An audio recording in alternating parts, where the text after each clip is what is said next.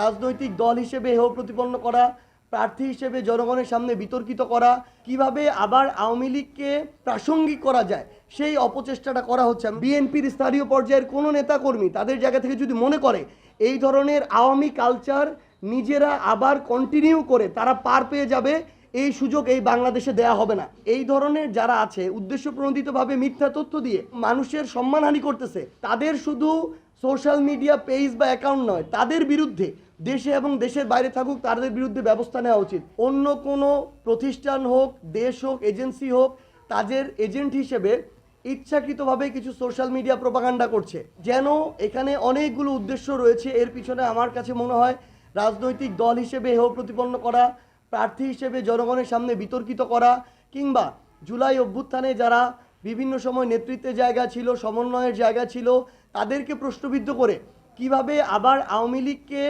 প্রাসঙ্গিক করা যায় সেই অপচেষ্টাটা করা হচ্ছে। আমি উদাহরণ হিসেবে বলছি, কিছুদিন আগে মীর জাহান নামের একজন অ্যাক্টিভিস্ট সোশ্যাল মিডিয়ায় তার জায়গা থেকে বলল কোথায় নাকি ওবায়দুল কাদের কার মাধ্যমে রংপুর দিয়ে পালিয়েছে, এই পালানোর সাথে একটা মন গড়া বানোয়াট একটা ডকুমেন্ট দেখালো যে আমার নাকি এটার সাথে সম্পৃক্ততা আছে।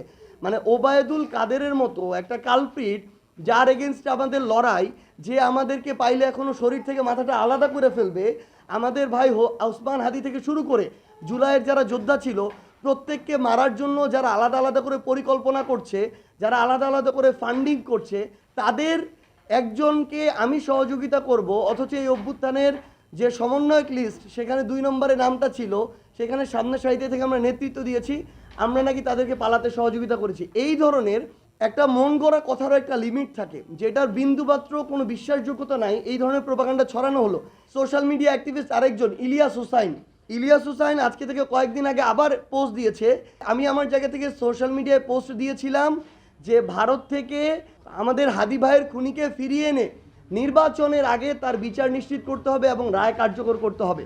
ইলিয়াস হুসেইন তার জায়গা থেকে আমার ওই ফেসবুক পোস্টটাকে স্ক্রিনশট দিয়ে নিয়ে পোস্ট দিল, আমি নাকি আমার জায়গা থেকে সেনা প্রধানকে সহযোগিতা করেছি গাড়ি দিয়ে ওবায়দুল কাদেরকে পার করতে।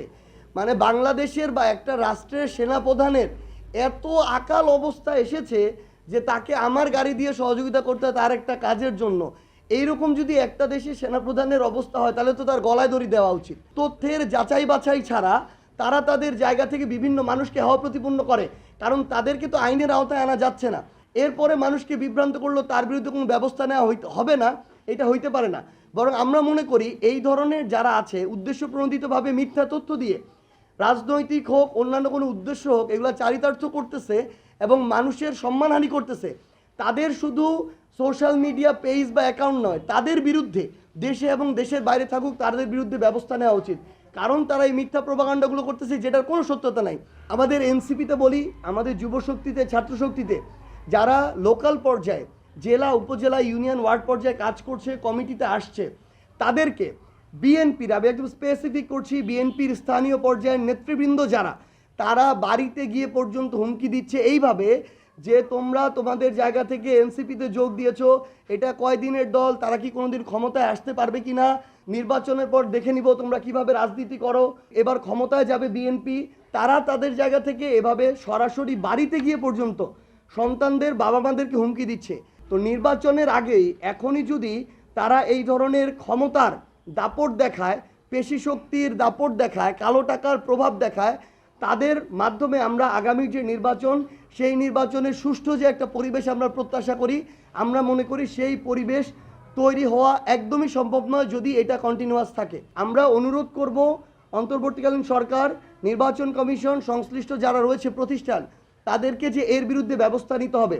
আমরা এখন এটা মিডিয়াতে বলছি, প্রয়োজনে আমরা জিডি করব, প্রয়োজনে মামলা করব, কিন্তু বিএনপির স্থানীয় পর্যায়ের কোনো নেতাকর্মী তাদের জায়গা থেকে যদি মনে করে এই ধরনের আওয়ামী কালচার নিজেরা আবার কন্টিনিউ করে তারা পার পেয়ে যাবে, এই সুযোগ এই বাংলাদেশে দেয়া হবে না।